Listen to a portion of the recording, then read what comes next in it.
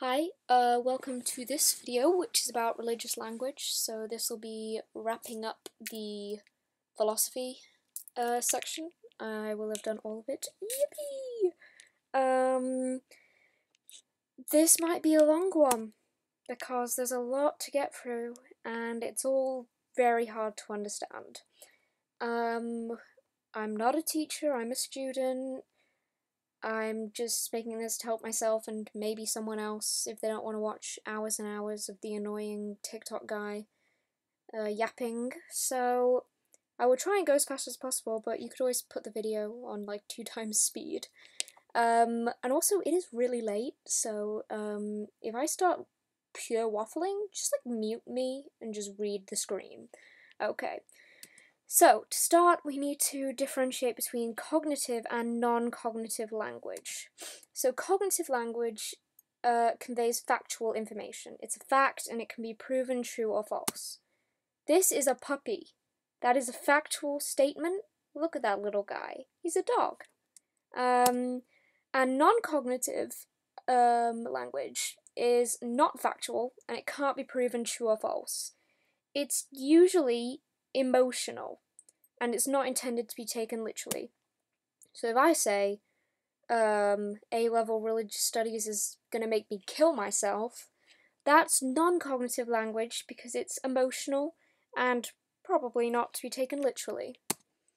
So it's worth mentioning that, back in the day, traditionally, the church had absolute monopoly of truth, and it was viewed as cognitive, but nowadays it's not really like that, because obviously we live in a multi-faith society and everyone likes to argue, so, there's no absolute truth anymore, it can't be seen as cognitive. So one way in which we attempt to discuss religious language is through the verification principle, which was made by a group who called themselves logical positivists in the 1920s. They were known as the Vienna Circle, and they basically said that only claims that can be empirically verified are meaningful. So if you remember our boy David Hume, he was an empiricist. He believed, like they did, that only a posteriori knowledge, where we can see evidence, we can observe things, can tell us anything useful. A priori is just useless, so. But then this kind of raises the question, though. It has a problem with it, with scientists. So, for example, if you're like a physicist and you say that no light can come from a black hole, well, you can't exactly make a black hole and prove it. You're just speculating, right? And I guess if you could make the black hole, then you'd suck everyone into it and you wouldn't even be able to, like, talk about what you proved. Same goes for historians.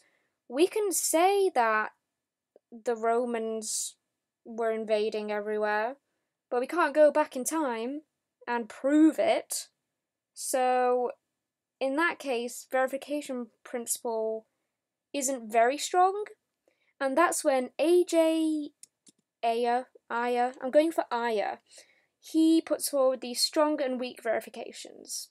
So claims that can be directly verified are strongly verified. So grass is green.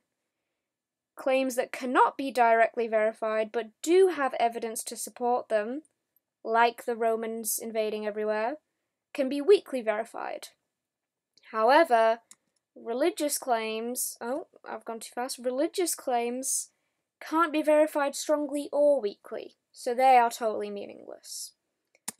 On the other side, we have the falsification principle.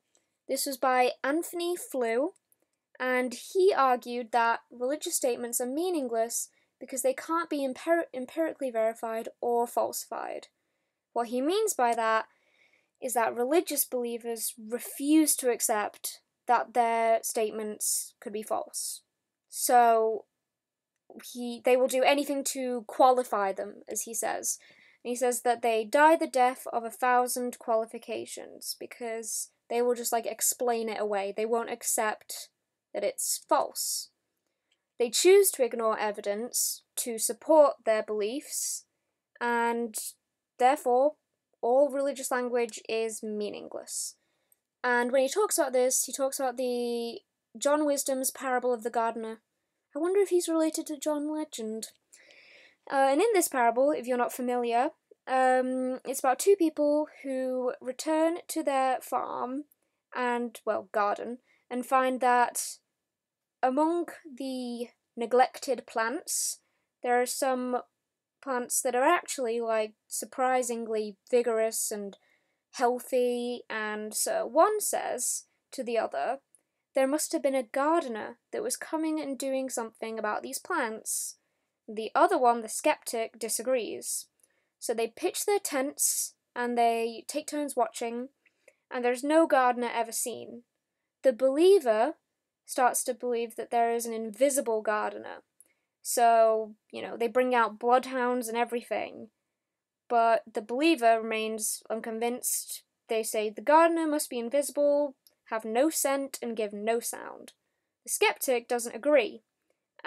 He asks how an invisible, intangible gardener could even differ from an imaginary gardener, or even no gardener at all.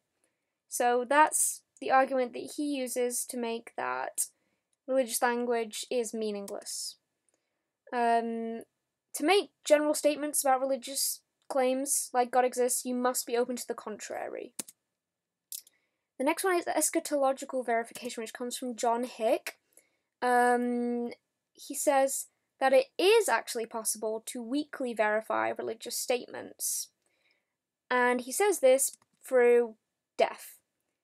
Technically, we could find out if God is real, but only after we die, which is why it's weakly verified. And he talks about the parable of the celestial city. Another parable, yay! And this one is where an atheist and a believer walk down a road. The believer says that it will lead to the celestial city. The atheist believes that it's a road to nowhere. Along the way, they have adventures and trials. The believer thinks that they were sent by God to prepare them for life in the celestial city, but the atheist just sees it as trials and tribulations, random chance. And only when they reach the end of the road will they actually know the truth. So this is the same where a believer won't know whether their statements were true or false until they die and they face God. The next type of religious language is a blick. I don't know if he made that word up or if that was already a thing. I don't know, but it was by Hare, like the rabbit, and he says that religious claims shouldn't be viewed through the cognitive lens. They should be viewed as non-cognitive, because it's a whole different ballgame, okay? Blicks are unfalsifiable beliefs, and the blicks that you have shape the way you see the world and underpin all your beliefs, and they're meaningful because of the impact that they have on someone. It doesn't need to be meaningful in terms of actual language, it's just meaningful because it changes the way you see things. An example of this would be, what he says, is a university student who says that he's convinced, right, that all of his teachers hate him, they're out to kill him, whatever. He doesn't actually have any empirical data to back this up, but it affects him and impacts his life because it shapes his worldview, because he believes that, he's going to fail anyway because his teachers hate him. So that's what a blick is. It's an unfalsifiable conviction, but it's still meaningful. That was not meant to be there. Listen, I'm tired, okay? Language games. Ludwig Wittgenstein, which is definitely an inappropriate way to say that, he says that religious language is meaningful in a non-cognitive way. And what he says is that it's a game. So we need to understand the game of religious language. We need to talk about how the words are used and the context in which they're used and what they actually mean to the people who are using them. So, if you were an atheist, right, you could never actually understand religious language for Christians because you're not playing the Christian language game. You can't criticize it. That would be like applying the rules of tennis to football. It just doesn't make sense, and you can't do it. So, like explaining, evolution to disprove creation, that is a category error, which we have seen before in this topic. See if you can remember where. So it's all about understanding it. Symbolic. This one is a little bit of a stretch. You might have to ask your teacher for clarification on this. I know I will. Paul Tillich. He says that religious language involves symbols and metaphors which help us understand God. Because, well, we can't really understand God, we can't reduce him to our level. So he uses the example of a flag as a symbol, because the flag contains, well, it represents the power and dignity of the country it represents, but also just the country, and it's a symbol for the power, right?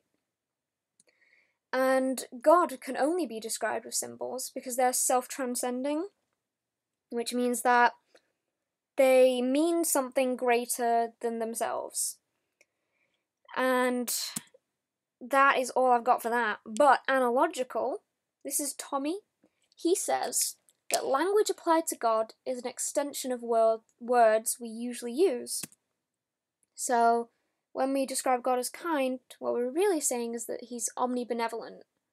We can't understand omnibenevolence, but we can understand kindness. This can also be applied downwards. So, for example, to describe a dog as faithful, that's lesser than a human being faithful, right? And we can also describe upwards. So we can say God is good, not in the way that humans are good. It might be an entirely different type of goodness, but that's okay. And that is basically also what the analogy of attribution is. So we try and link our qualities to God's. God's qualities, someone can be powerful, but not in the way that God is. We don't understand what it means to be powerful in God's way, but we can try. And the analogy of proportion can be used to show that it's proportionate to the nature of what's being described. So a good dog means being well trained, but to a human it might mean living a moral life. So talk of God is by analogy, according to Tommy. Now the next one is Via Negativa. Now this is by a 5th century philosopher. It's a pseudonym. He's not Dionysus, the god of wine. He's just a random bloke. And he says that we can describe God through describing what he is not. So kind of like the opposite of affirmations, they're called negations. And so some example is like, God is not a creation, God is not evil, God is not ignorant. By talking about that, we can say what he is. We can begin to understand what he is by understanding what he isn't. So strengths and weaknesses of these arguments. First of all, the eschatological one is like one of the only ones that actually really addresses the problem head on. Unlike other responses, which are just like insisting that religious language is non-cognitive, so it's brave. But the only way to verify it is being dead. So it's like, is that a really satisfactory response? Next up is non-cognitive. This is generally perceived to be more successful than cognitive views because it kind of puts them in their own little category. It's like we can't really apply them to others, so it's kind of more accurate in that sense. Although the view of Hare and Wittgenstein is probably be a little bit offensive to believers, because to them, saying that their beliefs are just blicks is kind of unappealing for them, because for them, God's existence is an objective reality. For Wittgenstein, saying that you can't criticize another language game if you're not playing it, it's like, it means that, you can't have dialogues with other faiths. You also can't evangelize. You can't convince others to join your religion if they can never understand what you're saying. And you also can't use science to support religion if you subscribe to that, saying like God caused the Big Bang or whatever. And then analogy, this is supported by Rudolf Otto, who is a guy who we remember from religious experiences. Now, obviously, he says that they are mysteries, and so we can only really try to describe them using analogies. But a criticism of the analogy way of thinking is that it kind of presupposes the belief in God. It's not the word good that people have trouble understanding, it's God. So it doesn't really work, it kind of like loops back around and fails itself. Oh my god, thank you for watching. Have a good day.